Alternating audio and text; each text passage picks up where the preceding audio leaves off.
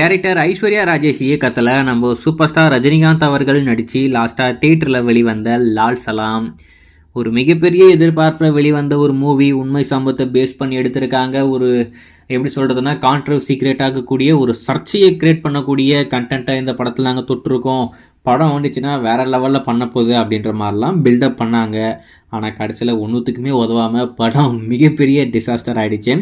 இந்த படம் பார்த்தா யாருக்குமே இந்த படம் பிடிக்கல. இந்த படத்தில் என்ன சொல்ல வராங்க அப்படின்ற விஷயத்தையே அவங்க தெளிவாக சொல்லவே இல்லை. படத்தோடைய எடிட்டிங் சொதப்புல், என்னடா கதை இது அப்படின்ற மாதிரிலாம் தோணும்.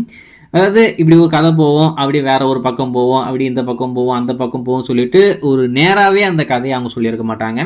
அவங்க சொல்ல வந்த விஷயத்த ஏதோ ஒன்று சொல்ல வராங்க. ஆனால் அது எப்படி சொல்கிறதுன்னு தெரியாமல் எடிட்டர் என்னென்னமோ பண்ணி எப்படிலாம் அந்த படத்தை சொதப்பி நம்மளுக்கு மண்டையை பிச்சுக்கு வைக்க முடியுமோ அப்படிலாம் பண்ணி அந்த படத்தை மிகப்பெரிய சம்பவமாக கொண்டு வந்துட்டாங்க.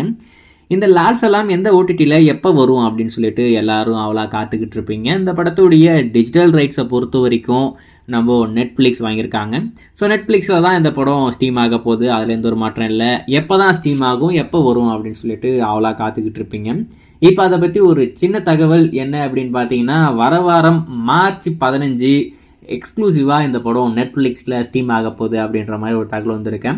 இதுக்கான அப்டேட்டும் நெட்ஃப்ளிக்ஸ் தரப்பில் கூடிய சீக்கிரம் அஃபிஷியலாக அனௌன்ஸ் பண்ண போகிறாங்களாமா. அதில் குறிப்பாக தமிழ், தெலுங்கு, மலையாளம், கன்னடா அப்படின்னு சொல்லிட்டு 5 லாங்குவேஜில் இந்த படத்தை ஸ்டீம் பண்ண போகிறாங்க. ஸோ வெயிட் பண்ணி பார்ப்போம். நம்ம நெட்ஃப்ளிக்ஸ் இந்த விஷயத்தை அதிகாரப்பூர்வமாக அனௌன்ஸ் பண்ணதுக்கப்புறம் கண்டிப்பாக அப்டேட் பண்ணுறேன். நீங்கள் இந்த லால் சலாம் பார்த்துருந்தா உங்களுக்கு எந்த அளவுக்கு பிடிச்சிருக்கு, இல்லை இது வரைக்கும் பார்க்கல அப்படின்னு சொன்னால் கூடிய விரைவில் நெட்ஃப்ளிக்ஸில் வரப்போகுது. நெட்ஃப்ளிக்ஸில் பாருங்கள். டைரக்ட்